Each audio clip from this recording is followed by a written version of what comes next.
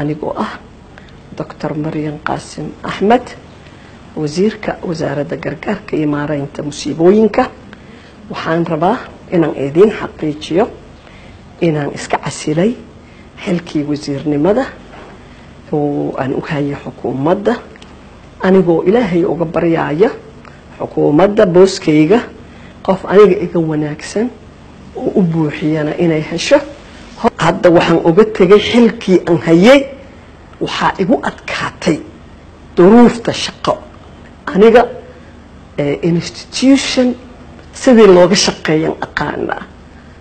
department dhisan ama wasaarad ha ahaato waa ka shaqeyn kara laakiin shaqada marka isbarbaryac tahay wax walba isku qasan yihiin waxba kala baxsaneen macnaha confusion badan ayaa laga qaadaya macnaha xukuumadda waxaan ugu rajaynayaa aan Ilaahay uga baryaaya inay horumar gaaraan ma ihi qof mucaarad ah dawladdeeda mucaarad kuma ihi laakiin aniga duruuftan isbarbaryaaca ah